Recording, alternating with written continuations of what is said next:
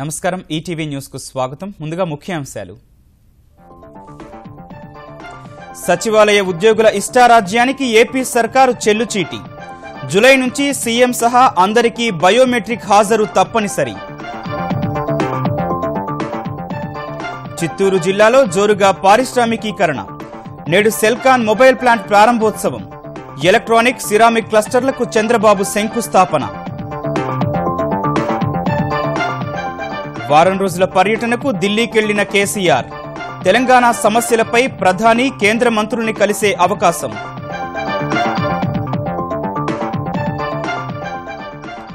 రాష్ట్రపతి ఎన్నికల్లో పోటీపై నేడు తేల్చనున్న విపక్షాలు. కాంగ్రెస్ నేతృత్వంలో కీలక భేటీ. అంబేద్కర్ మనుమడి పేరు ప్రతిపాదిస్తోన్న వామపక్షాలు. బుద్ధిమాంద్యం, యాసిడ్ దాడి బాధితులకు ఉద్యోగాల్లో 1% రిజర్వేషన్. కేంద్ర సిబ్బంది శిక్షణా విభాగం ప్రతిపాదన. భారత్లో జన విస్ఫోటం. 2024 కల్లా ప్రపంచంలో మొదటి స్థానం. చైనా రెండో స్థానానికి పడిపోతుందని ఐరాసా అంచనా.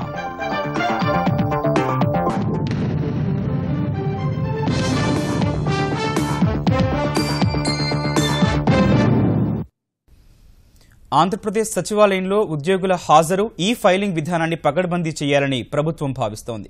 సచివాలయ పనితీరుపై నివేదిక తెప్పించుకున్న ముఖ్యమంత్రి చంద్రబాబు ఉద్యోగుల హాజరు విధానాన్ని గాడిన పెట్టేందుకు తాను బయోమెట్రిక్ విధానాన్ని పాటించాలని నిర్ణయించారు. అమరావతి సచివాలయంలో పాలనా సంస్కరణలను ఉద్యోగులు తేలిగ్గా తీసుకుంటున్నారు. హైదరాబాద్ నుంచి రాజధానికి తరలివచ్చే సమయంలో ప్రభుత్వం ఉద్యోగ సంఘాల డిమాండ్ మేరకు వారానికి 5 రోజులు పని దినాలతో పాటు వీలైనన్ని వెసులుబాట్లు కల్పించినా వివిధ శాఖల్లో దస్త్రాలు కుప్పలు తెప్పలుగా పేరుకుపోవడాన్ని గమనించిన ముఖ్యమంత్రి చంద్రబాబు సచివాలయంలో పనితీరుపై మదింపు చేయించారు. అందులో విస్మయకర విషయాలు వెలుగు చూశాయి.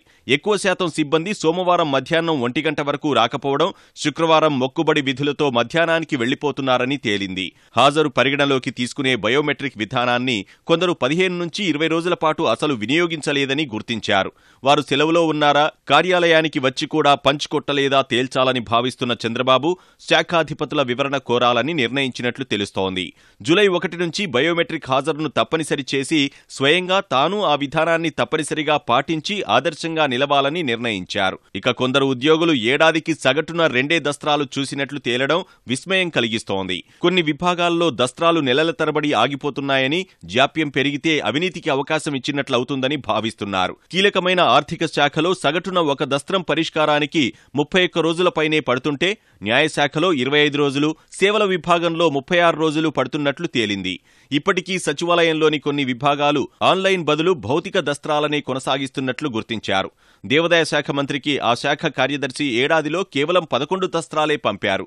మొత్తంగా సచివాలయంలో 698 మంది అధికారులు రోజుల తరబడి సమయం తీసుకుని ఏడాదికి 900 దస్త్రాల కంటే తక్కువగా పరిష్కరిస్తున్నట్లు గుర్తించారు. ఇకపై ఈ ఫైలింగ్ విధానాన్ని పటిష్టంగా అమలు చేసేందుకు చంద్రబాబు ప్రత్యేక కార్యాచరణ రూపొందిస్తున్నట్లు తెలుస్తోంది. ఆంధ్రప్రదేశ్ పారిశ్రామిక అభివృద్ధిలో దూసుకెళ్తున్న చిత్తూరు జిల్లాలో నేడు మరికొన్ని పరిశ్రమల ఏర్పాటుకు పునాది రాయి పడనుంది. రేణిగుంటలో సెల్కాన్ దక్షిణాదిలో ఏర్పాటు చేసిన అతిపెద్ద మొబైల్ తయారీ ప్లాంట్ను ప్రారంభించనున్న ముఖ్యమంత్రి చంద్రబాబు అక్కడే మరో ఎలక్ట్రానిక్ తయారీ క్లస్టర్ పనులకు శంకుస్థాపన చేస్తారు.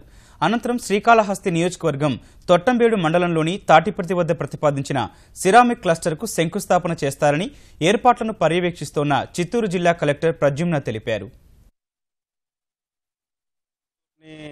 ఒక పారిశ్రామిక హబ్గా మార్చాలని ఏదైతే సంకల్పం చేశామో దాంట్లో భాగంగా తాటిపర్తిలో సిరామిక్ క్లస్టర్ని చేస్తున్నాం. అంటే ప్రపంచంలో ఉన్నటువంటి సిరామిక్ ఇండస్ట్రీస్ ఆ ఒక్క చోట వాళ్ళ ఒక మ్యానుఫ్యాక్చరింగ్ యూనిట్ పెట్టడానికి అవకాశం కల్పిస్తూ ఫ్లోరియా, కజారియా, సుధా ఈ 3 ఇండస్ట్రీస్ కూడా భూమి పూజ జరుగుతూ ఉంది. తెలంగాణ ముఖ్యమంత్రి కేసీఆర్ ఇవాళ్టి నుంచి వారం రోజుల పాటు ఢిల్లీలో మకాం వేయనున్నారు. రాత్రే హస్తిన చేరుకున్న ఆయన రేపు ఉదయం ఎన్డీఏ రాష్ట్రపతి అభ్యర్థి రామ్నాథ్ కోవింద్ నామినేషన్ కార్యక్రమానికి హాజరవుతారు. పర్యటనలో భాగంగా ప్రధాని మోదీతో సమావేశం కానున్న కేసీఆర్ మైనార్టీ, ఎస్టీ రిజర్వేషన్ల పెంపుపై చర్చించే అవకాశం ఉంది. తెలంగాణకు సంబంధించి పెండింగ్ అంశాలు, విభజన సమస్యలపైన పలువురు కేంద్ర మంత్రులను కలిసే అవకాశం ఉంది. అధికారులు అలసత్వం వీడి సకాలంలో సాగునీటి ప్రాజెక్టుల పనులు పూర్తి చేయాలని తెలంగాణ నీటిపారుదల శాఖ మంత్రి హరీష్ రావు హితవు పలికారు. కాళేశ్వరం, దేవాదుల, ఎస్ఆర్ఎస్పీ ప్రాజెక్టులపై వరంగల్ కలెక్టరేట్లో మంత్రులు కడియం, చందూలాల్తో కలిసి సమీక్ష నిర్వహించిన హరీష్ నెలవారీ పురోగతిపై ప్రణాళికలు రూపొందించుకోవాలని నిర్దేశించారు. పనుల జాప్యంలో కారకులకు తాకీదులు ఇవ్వాలని ఉన్నతాధికారులను ఆదేశించారు. ప్రజాప్రతినిధుల చొరవతోనే పనులు వేగవంతమవుతాయన్న హరీష్ వివిధ ప్రాజెక్టుల భూసేకరణను వేగవంతం చేయాలని కలెక్టర్లను ఆదేశించారని సమీక్ష ముగిసిన తర్వాత ఉప ముఖ్యమంత్రి కడియం శ్రీహరి తెలిపారు. పథకం పైన 3వ దశ పనులు ఇంకా వేగంగా పెంచాలని, గోదావరి నదిపైన బ్యారేజ్ల నిర్మాణాన్ని పూర్తి చేసి మల్కాపురం రిజర్వాయర్కి సంబంధించిన టెండర్స్ కూడా త్వరగా పిలవాలని చెప్పి ఎక్కువ ఆయకట్టును వచ్చే ఖరీఫ్ వరకే సాగునీరు అందించే విధంగా ప్రయత్నాలు చేయాలని చెప్పి కూడా నిర్ణయం తీసుకున్నాను. తెలంగాణలో అనధికార విత్తన నిల్వలు, విక్రయాలపై కఠిన చర్యలు తీసుకుంటామని వ్యవసాయ శాఖ మంత్రి పోచారం శ్రీనివాసరెడ్డి హెచ్చరించారు. నాసిరకం విత్తన నిల్వలు, విక్రయాలు అరికట్టేందుకు వ్యవసాయ, పోలీసు శాఖ అధికారులతో 10 టాస్క్ ఫోర్స్ బృందాలు ఏర్పాటు చేసినట్లు చెప్పారు. ఇప్పటికే బూత్పూర్, జడ్చర్ల, గద్వాల, దేవరకొండ, చింతపల్లి, వరంగల్, ఆదిలాబాద్, మహేశ్వరం, హైత్నగర్, సరూర్ నగర్ తదితర ప్రాంతాల్లోని 165 చోట్ల నిర్వహించిన దాడుల్లో 4,24 లక్షల రూపాయల విలువైన నకిలీ పత్తి, ఇతర పంటల విత్తనాలు స్వాధీనం చేసుకున్నామని వెల్లడించారు. టాస్క్ ఫోర్స్ బృందాల దాడులపై తన క్యాంపు కార్యాలయంలో సమీక్ష నిర్వహించిన పోచారం నకిలీ విత్తనాల తయారీ, విక్రయం, సరఫరాదారులపై విత్తన చట్టం ప్రకారం కేసులు నమోదు చేసినట్లు వివరించారు. రాష్ట్రపతి ఎన్నికల్లో విపక్షాల అభ్యర్థిని బరిలోకి దించడంపై ఇవాళ స్పష్టత వచ్చే అవకాశం ఉంది. ఇవాళ ఢిల్లీలో సమావేశం కానున్న కాంగ్రెస్ నేతృత్వంలోని విపక్షాలు రేపు నామినేషన్ వేసేందుకు సిద్దమవుతున్న ఎన్డీఏ అభ్యర్థి రామ్నాథ్ కోవింద్పై పోటీ పెట్టాలా వద్దా అనే అంశంపై తేల్చుకోనున్నాయి. గత సమావేశాలకు హాజరైన జేడీయూ ఎన్డీఏకు జైకొట్టడంతో ఇప్పుడు ఏం చేయాలనే విషయంపై చర్చించనున్నారు. కాంగ్రెస్ లోక్సభ మాజీ స్పీకర్ మీరాకుమార్ పేరును తెరపైకి తెస్తుండగా తమకు బలం లేకపోయినా సిద్ధాంతాలకు కట్టుబడి ప్రకాష్ అంబేద్కర్ను నిలబెట్టాలని వామపక్షాలు భావిస్తున్నట్టు తెలుస్తోంది. ఈ నేపథ్యంలో పార్టీలో ఏకాభిప్రాయం సాధ్యమేనా అన్నది సందేహంగా మారింది. అసలు ఇవాల్టి సమావేశానికి ఎంతమంది హాజరవుతారన్నది ఉత్కంఠ రేపుతోంది. మానసిక ఆరోగ్యం, బుద్ధిమాంద్యంతో పాటు యాసిడ్ దాడి బాధితులకు సర్కారీ కొలువులో రిజర్వేషన్లు కల్పించే అవకాశం ఉంది. ఈ మేరకు కేంద్ర సిబ్బంది శిక్షణా విభాగం ఖాళీలు, పదోన్నతుల్లో కోటాలు, వయసు సడలింపుల ప్రతిపాదనలతో ముసాయిదా సిద్ధం చేసింది. అంధత్వం, వినికిడి లోపం, నడవలేకపోవడం వంటి నిర్దిష్ట వైకల్యం ఉన్నవారికి ప్రత్యక్ష నియామకాల్లో ఇప్పుడు 4% రిజర్వేషన్లు కల్పిస్తున్నారు. కొత్తగా ఆటిజం, మానసిక ఆరోగ్యం, బుద్ధిమాంద్యం ఉన్నవారికి 1% రిజర్వేషన్ కల్పించాలని డీఓపీటీ ప్రతిపాదించింది. ఆఫీస్ అసిస్టెంట్ స్థాయి నుంచి ఐఏఎస్ పోస్టు వరకు ఈ రిజర్వేషన్లు వర్తింపచేయాలని పేర్కొంది. ఇప్పటికే దివ్యాంగులకు రిజర్వేషన్ల అంశం సుప్రీంకోర్టు పరిధిలో ఉన్నందున తాజా ప్రతిపాదన అమలు ఏ మేరకు సాధ్యమనేది ఆలోచించాల్సి ఉంది. దక్షిణ కశ్మీర్లోని పుల్వామా జిల్లాలో జరిగిన సుదీర్ఘ ఎదురుకాల్పుల్లో 3 లష్కరే తోయిబా ఉగ్రవాదులను భద్రతా దళాలు మట్టుపెట్టాయి. లష్కరే తోయిబా ఉగ్రవాద సంస్థలో ఇటీవల చేరిన 3 స్థానిక యువకులు నిన్న సాయంత్రం కాకాపురా ప్రాంతంలో ఉన్నారని తెలుసుకుని భద్రతా దళాలు ఆపరేషన్ చేపట్టగా అవతల వైపు నుంచి కాల్పులు ప్రారంభమయ్యాయి. దాదాపు 6 గంటల హోరాహోరీ కాల్పుల తర్వాత 3 హతమార్చినట్టు పోలీసులు తెలిపారు. పుల్వామాలో స్థానిక ఉగ్రవాదులు పెద్ద సంఖ్యలో ఉన్న వేళ ఇది తొలి విజయవంతమైన ఎన్కౌంటర్గా వారు వెల్లడించారు.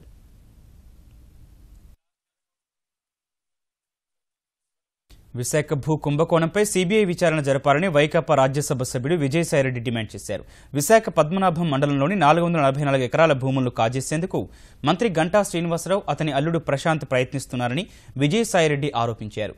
విశాఖలో జరుగుతున్న భూ కుంభకోణంపై జీవీఎంసీ గాంధీ విగ్రహం వద్ద ఇవాళ వైకాపా అధ్యక్షుడు జగన్ మహాధర్నా చేస్తారని తెలిపారు. ఎలా తయారైంది అని అంటే సిట్ అంటే సిట్, స్టాండ్ అంటే స్టాండ్ అన్నట్టు ప్రభుత్వ ఆదేశాల మేరకు నిష్పాక్షికంగా విచారణ జరపకుండా ఏదో తూతూ మంత్రంగా విచారణ జరపడం అన్నటువంటి సిట్ను నియమించాలన్నటువంటి విషయం కూడా మనకు తెలుస్తా ఉంది. నిజమైనటువంటి దోషులు వెలికి తీయాలి అని అంటే సిట్ కాదు, సెంట్రల్ బ్యూరో ఆఫ్ ఇన్వెస్టిగేషన్ కి ఈ యొక్క విచారణను ఇవ్వాలా అన్నటువంటిది మా యొక్క పార్టీ డిమాండ్ అన్నటువంటిది నేను తెలియజేస్తున్నాను. విశాఖ జిల్లాలో భూముల ఆక్రమణలు, రికార్డుల తారుమారు వ్యవహారాలపై వైకాపా మహాధర్నాకు పిలుపునివ్వడం విడ్డూరంగా ఉందని ఆంధ్రప్రదేశ్ పంచాయతీరాజ్ శాఖ మంత్రి అయ్యన్న పాత్రుడు అన్నారు. వైఎస్ రాజశేఖర రెడ్డి హయాంలోనే వేల ఎకరాల భూమిని అక్రమంగా ధారాదత్తం చేశారని, బొత్స, ధర్మాన, రఘువీర మంత్రులుగా ఉన్నప్పుడే ఎన్నో నిరభ్యంతర పత్రాలు ఇచ్చారని వివరించారు. భూ కుంభకోణంలో దోషులు ఎంతటి వారైనా శిక్ష తప్పదని అయ్యన్న స్పష్టం చేశారు. ఓడి విన్న తర్వాత మీరే స్పందించలేదే. నేను స్పందించాను, దోషులు శిక్షించాలని చెప్పి గంటా శ్రీనివాసరావు గారు మాట్లాడారు. ఇద్దరు మంత్రులు మాట్లాడిన తర్వాత చంద్రబాబు నాయుడు గారు దీని మీద స్పందించి ఎంక్వైరీకి వేసిన తర్వాత కూడా ధర్నా చేస్తానంటే ఉద్దేశం నాకు అర్థం అవ్వట్లేదు. ఒకవేళ ఎంక్వైరీ సరిగ్గా జరగలేదు అనుకోండి, అప్పుడు ధర్నా చేయండి. వద్దని ఎవరన్నారు? మీకు దమ్ము ఉంటే నిజంగా తెలుగుదేశం పార్టీ నాయకులే అని ఆక్రమించి ఉంటే పేర్లతో సహా, సర్వే నెంబర్లతో సహా మీరు ఇవ్వండి, ఎంక్వైరీ చేస్తాం. ఆంధ్రప్రదేశ్లోని పురపాలికలు, స్థానిక సంస్థలు, విశ్వవిద్యాలయాలు, హౌసింగ్ బోర్డు వంటి సంస్థల్లో ఏళ్లకేలు ఆడిట్ జరగకపోవడంపై ఆర్థిక మంత్రి యనమల రామకృష్ణుడు ఆగ్రహం వ్యక్తం చేశారు. ఆడిట్ విభాగం పనితీరుపై నిర్వహించిన సమీక్షలో ఈ ఏడాది మార్చి వరకు దాదాపు 17 సంస్థల్లోని 16,276 కోట్ల రూపాయలకు సంబంధించిన 35,19,004 ఆడిట్ అభ్యంతరాలున్నట్లు అధికారులు వివరించారు. కొన్ని మున్సిపల్ కార్పొరేషన్లలో 12 ఏళ్లు, మరికొన్నింట్లో 2-3 ఏళ్ల ఆడిటింగ్ పెండింగ్లో ఉండగా పురపాలికల్లో గరిష్టంగా 5 ఏళ్ల ఆడిటింగ్ పెండింగ్లో ఉందని పేర్కొన్నారు. 2018-19 బడ్జెట్ ప్రవేశపెట్టే నాటికల్లా ఆడిట్ అభ్యంతరాలన్నీ పరిష్కరించాలని తేల్చి చెప్పిన యనమల అవసరమైన చోట పదవి విరమణ చేసిన వారిని 6 నెలల పాటు ఒప్పంద ప్రాతిపదికన నియమించుకోవాలని సూచించారు. సహకరించని అధికారులపై చర్యలకు వెనకాడొద్దని స్పష్టం చేశారు. ఇకపై ఆడిటింగ్ ప్రక్రియను బట్టే నిధులు విడుదల చేస్తామని యనమల స్పష్టం చేశారు. తెలంగాణలో గురుకుల ఉపాధ్యాయ నియామకం కోసం నిర్వహించిన ప్రాథమిక పరీక్షల ఫలితాలను టీఎస్పీఎస్సీ విడుదల చేసింది. గురుకులాల్లో పీజీటీ, టీజీటీ, పీడీ విభాగాల్లో 2,659 పోస్టులకు మే 31న నిర్వహించిన ప్రాథమిక పరీక్షకు హాజరైన 1,09,949 మందిలో 36,095 మంది ప్రధాన పరీక్షకు ఎంపికైనట్లు తెలిపింది. అంటే ప్రధాన పరీక్షల్లో ఒక్కో పోస్టుకు 15 మంది చొప్పున అదృష్టాన్ని పరీక్షించుకోనున్నారు. పీజీటీ ప్రధాన పరీక్ష జూలై 18, 19 తేదీల్లో, టీజీటీ ప్రధాన పరీక్ష జూలై 20, 22న, పీడీ పరీక్ష జూలై 18న జరగనుంది.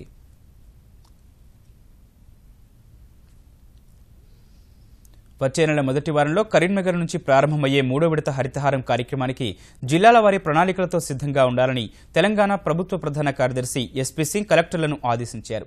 పట్టణ ప్రాంతాల్లో మొక్కలు నాటేందుకు ప్రత్యేక ప్రణాళికలు రూపొందించాలని, పురపాలికలో రహదారులకు 2 వైపులా కనీసం 5 కిలోమీటర్ల మేర మొక్కలు నాటాలని నిర్దేశించారు. ప్రభుత్వ, ప్రైవేటు, కార్పొరేట్ సంస్థలను మొక్కలు నాటేలా ప్రోత్సహించి సంరక్షణ చర్యలు ఆయా సంస్థలే చేపట్టేలా చూడాలన్నారు. సింగరేణి సంస్థ ఆధ్వర్యంలో పెద్ద సంఖ్యలో మొక్కలు నాటాలన్న సీఎస్, ఎక్సైజ్ శాఖ నేతృత్వంలో 2,25,00,000, హోంశాఖ సారథ్యంలో 1 కోటి మొక్కలు నాటాలని చెప్పారు. గ్రామీణాభివృద్ధి శాఖ నేతృత్వంలో 7 కోట్ల మొక్కలు పంపిణీ చేస్తారన్న ఎస్పీ సింగ్, ఉపాధి హామీ నిధులను హరితహారం కోసం సమర్థంగా వాడుకోవాలని ఆదేశించారు. కొత్త కలెక్టరేట్ల ప్రాంగణాలు, ప్రహారీల వెంట ముందస్తుగా మొక్కలు వేయాలని సూచించారు. రిజర్వేషన్ లేని స్థానాల్లోనూ సామర్థ్యం ఉన్న ఎస్సీ, ఎస్టీ నాయకులను ప్రోత్సహించాల్సిన అవసరం ఉందని ఏఐసీసీ ఆదివాసీ కాంగ్రెస్ చైర్మన్ కిషోర్ చంద్రదేవ్ అభిప్రాయపడ్డారు. తెలంగాణలోని రిజర్వ్డ్ సెగ్మెంట్లలో నాయకత్వ అభివృద్ధి కోసం టీపీసీసీ చేపట్టాల్సిన కార్యాచరణపై సికింద్రాబాద్లో ఏర్పాటు చేసిన సదస్సులో ఆయన పాల్గొన్నారు. రిజర్వ్డ్ నియోజకవర్గాల్లో కాంగ్రెస్ పార్టీ పట్టు తగ్గడంపై దృష్టి సారించాలన్న టీపీసీసీ అధ్యక్షుడు ఉత్తమ్ కుమార్ రెడ్డి వచ్చే ఎన్నికల్లో ప్రతిభ ఆధారంగానే సీట్లు కేటాయిస్తామని స్పష్టం చేశారు. మెరిట్ని చూసి, వాళ్ళకి అర్హతని చూసి, వాళ్ళు చేసిన కార్యక్రమాన్ని బట్టి వాళ్ళకి మనకు పెట్టాలి. కానీ నాతోనే ఉంటాను, నేను పోతే ఇతను కూడా పోతాడనే ఉద్దేశంతో మాత్రం మనం చేస్తే ఎప్పుడైనా మనం దెబ్బతింటామని మనవి చేస్తున్నాం. ఇప్పటి నుంచే మనం జాగ్రత్తగా చూడడం అవసరం. ఎస్సీ, ఎస్టీ కాన్స్టిట్యున్సీస్ విషయంలో ఈ వేదిక మీద ఉన్న అందరం కలిసి ఎవరు ఎక్కువ కష్టపడి కాంగ్రెస్ పార్టీని బలపరిచి పనిచేస్తారో వాళ్ళకే అవకాశం ఉంటుంది. ఈ పని అంత ఈజీ కూడా కాదని మీకు చెప్తున్నాను. ఎందుకంటే నాకు కూడా పీసీ పెడితే ఇబ్బంది ఉంటూనే ఉంటాయి. సరే, అందరూ మనం మాట్లాడారు, అది ఎట్లా మేనేజ్ చేసుకోవాలో, ఎట్లా కలుపుకోవాలో, మరి బతిమాలాలో, బెదిరించాలో, ఎట్లా చేయాలో అది మరి మీరు చేయాల్సిందే. అది హైదరాబాద్లో సంచలనం సృష్టించిన బ్యూటీషియన్ శిరీష ఆత్మహత్య కేసులో మరిన్ని విస్తుగొలిపే విషయాలు వెలుగులోకి వస్తున్నాయి. శిరీష దుస్తులు, రక్తపు మరకలను బట్టి అత్యాచారం జరిగిందని అనుమానం వ్యక్తం చేస్తోన్న పోలీసులు నిందితులైన శ్రవణ్, రాజీవ్లను కస్టడీ కోరుతూ వేసిన పిటిషన్లో మరికొన్ని కీలక అంశాలను ప్రస్తావించారు. ఓ పథకం ప్రకారం శిరీషను కుకునూరుపల్లి ఎస్ఐ వద్దకు తీసుకెళ్లిన శ్రవణ్ ఆమెకు ఫేవర్ చేస్తే భవిష్యత్తులో పనికొస్తుందని ప్రభాకర్ రెడ్డితో చెప్పినట్లు ఆధారాలు సేకరించారు. ఇదే సమయంలో శిరీషను వదిలించుకోవడం ఇష్టమైతే ఎస్ఐకి సహకరించాలంటూ శ్రవణ్ రాజీవ్ను సైతం కోరినట్లు తెలుస్తోంది. అప్పటికే ఫేస్బుక్ ద్వారా పరిచయమైన తేజస్విని పెళ్లి చేసుకోవాలనుకున్న రాజీవ్ శ్రవణ్ ఆడిన డబుల్ గేమ్కు ఒప్పుకున్నట్లు భావిస్తున్నారు. మరోవైపు తేజస్వినితో వివాదాన్ని శిరీష, నవీన్, నందు అనే ఇద్దరితో మాట్లాడిన ఆడియో సంభాషణలు ఇప్పుడు హల్చల్ చేస్తున్నాయి. వాళ్ళెవరనేది కేసులో కొత్తగా ఆసక్తి రేపుతుండగా అవి నిజమైన సంభాషణలో కావో అంటూ పోలీసులు పట్టించుకోవడం లేదు. సౌదీ అరేబియా చక్రవర్తి సల్మాన్ తన వారసుడిగా కుమారుడు మహమ్మద్ బిన్ సల్మాన్ పేరును ప్రకటించారు. యువరాజుగా ఆయన పేరును ఖరారు చేసి తన తర్వాత సౌదీ అరేబియా సింహాసనాన్ని అధిష్ఠించేందుకు ముందు వరుసలో నిలిపారు. ఇప్పటికే సౌదీ అరేబియా రక్షణ మంత్రిగా కొనసాగుతున్న మహమ్మద్ బిన్ సల్మాన్ దేశ ఆర్థిక వ్యవస్థను ప్రక్షాళన చేసేందుకు నియమించిన కమిటీకి కూడా సారథ్యం వహిస్తున్నారు. సౌదీ రాజకుటుంబంలోని అనేక మంది ఈ నిర్ణయానికి మద్దతు ప్రకటించారు. సౌదీ అంతర్గత వ్యవహారాల మంత్రిగా ఉంటూ సల్మాన్ తర్వాత సింహాసనాన్ని అధిష్ఠించేందుకు ముందు వరుసలో ఉన్న మరో యువరాజు మహమ్మద్ బిన్ నయాఫ్ను సల్మాన్ ఆ పదవి నుంచి తొలగించారు. ఇటీవల ఖతార్ను అరబ్ దేశాల నుంచి ఒంటరి చేసే విషయంలో నయాఫ్ సరిగా వ్యవహరించలేదని భావిస్తోన్న చక్రవర్తి ఆయన స్థానంలో తన కుమారుణ్ణి వారసుడిగా ప్రకటించారు. ఒకే పన్ను విధానంతో అందరిలో సమానత్వ భావన కలుగుతుందని, పన్నులు నిజాయితీగా చెల్లిస్తే పేద బడుగు బలహీన వర్గాల అభ్యున్నతికి తోడ్పడినట్టేనని కేంద్ర ఇంధన శాఖ మంత్రి పీయూష్ గోయల్ అన్నారు. విశాఖలో ట్రేడ్ యూనియన్ వర్గాలతో జరిగిన జీఎస్టీ అవగాహన సదస్సులో పాల్గొన్న ఆయన జీఎస్టీ వల్ల పన్ను ఎగవేతదారులకు చెక్ పెట్టినట్లేనని వివరించారు.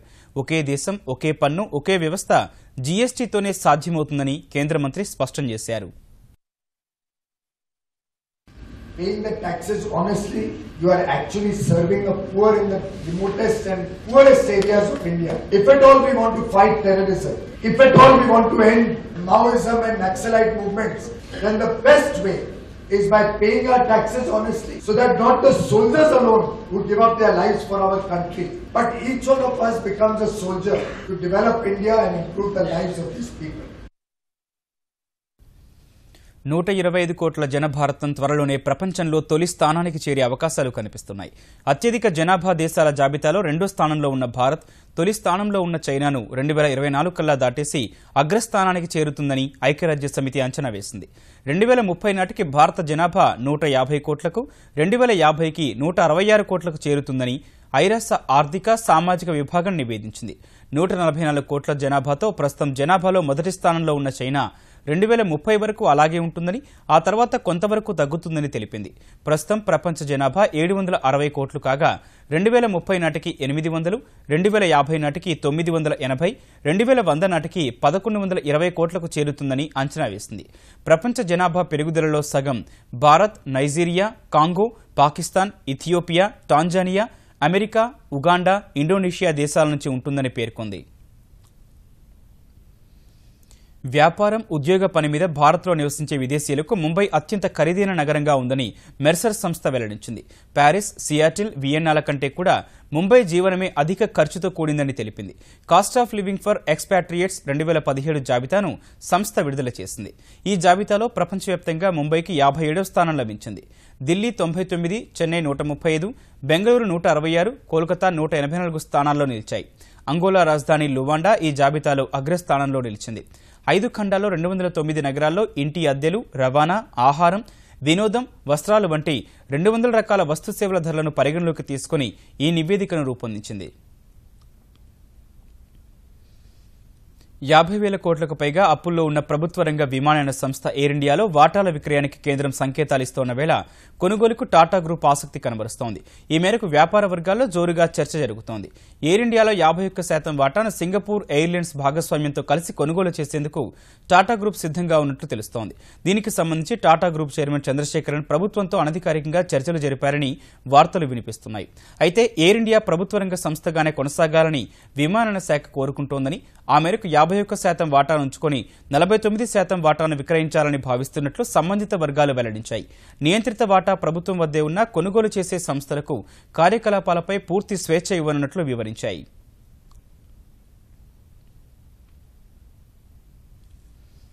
భారత్కు అమెరికా రాయబారిగా కెన్నెత్ జస్టర్ను నియమించే అవకాశం ఉంది. 62 ఏళ్ల జస్టర్ ప్రస్తుతం అమెరికా అధ్యక్షుడు ట్రంప్కు అంతర్జాతీయ ఆర్థిక వ్యవహారాల్లో ఉప సహాయకుడిగా ఉన్నారు. అమెరికా జాతీయ ఆర్థిక మండలికి ఉప డైరెక్టర్గా కూడా జస్టర్ పనిచేస్తున్నారు. భారత్కు అమెరికా రాయబారిగా జస్టర్ను ఇంకా నామినేట్ చేయాల్సి ఉంది. అనంతరం సెనెట్ ఆమోదం లభిస్తే ప్రస్తుత రాయబారి రిచర్డ్ వర్మ స్థానంలో జస్టర్ బాధ్యతలు చేపడతారు.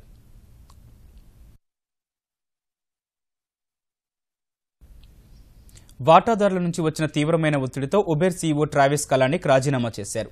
అమెరికా నుంచి మొదలైన ఉబేర్ ప్రస్థానాన్ని దాదాపు 80 దేశాలకు విస్తరించడంలో కీలక పాత్ర పోషించిన కలానిక్పై విధులు సరిగా నిర్వర్తించలేదని, పనిచేసే చోట ఉద్యోగులపై లైంగిక వేధింపులు జరుగుతున్నాయనే ఆరోపణలు ఉన్నాయి. విస్తృత ప్రచారంలో ఉన్నాయి. ఈ ఆరోపణలతో దీర్ఘకాలిక సెలవులో వెళ్లాలని కలానిక్ భావించిన సంస్థలో 5 ప్రధాన భాగస్వాములు ఆయన రాజీనామానే కోరారు. వాటాదారుల డిమాండ్ మేరకు కలానిక్ రాజీనామా చేశారు.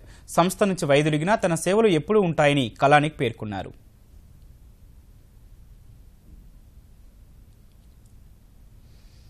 కోచ్ పదవి నుంచి అనిల్ కుంబ్లే వైదొలిగి కొత్త శిక్షకుడి ఎంపిక అనివార్యమైన వేళ భారత క్రికెట్ నియంత్రణ మండలి బీసీసీఐ ఇందుకోసం మరిన్ని దరఖాస్తులు ఆహ్వానించాలని నిర్ణయించింది.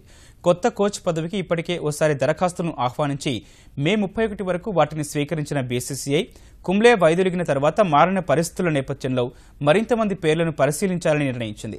సచిన్ టెండూల్కర్, సౌరవ్ గంగూలీ, వివిఎస్ లక్ష్మణ్ నేతృత్వంలోని క్రికెట్ సలహా కమిటీ కొత్త కోచ్ను ఎంపిక చేయనుండగా పేర్ల పరిశీలనలో వారికి ఎక్కువ మార్గాలను అందుబాటులో ఉంచేందుకు వీలుగా మరిన్ని దరఖాస్తులను ఆహ్వానించాలని నిర్ణయించినట్లు బీసీసీఐ తెలిపింది. కోచ్ పదవికి మే 31 వరకు అందిన దరఖాస్తుల్లో భారత జట్టు ఆటగాళ్లు వీరేంద్ర సెహ్వాగ్, దొడ్డ గణేష్, మాజీ శిక్షకుడు లాల్చంద్ రాజ్పుత్ సహా పలువురు మాజీ విదేశీ ఆటగాళ్ల పేర్లు అందించారు.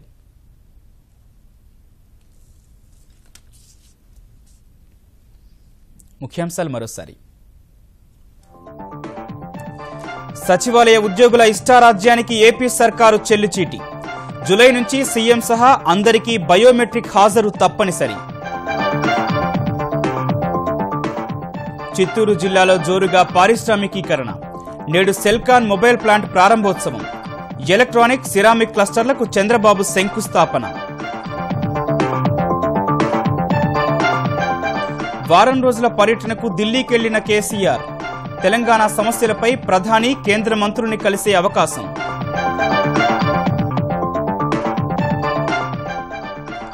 రాష్ట్రపతి ఎన్నికల్లో పోటీపై నేడు తేల్చనున్న విపక్షాలు. కాంగ్రెస్ నేతృత్వంలో కీలక భేటీ.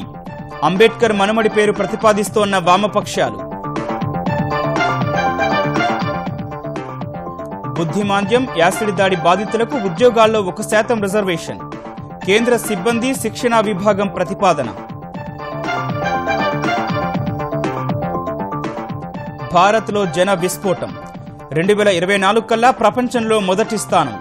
చైనా 2వ స్థానానికి పడిపోతుందని ఐరాసా అంచనా.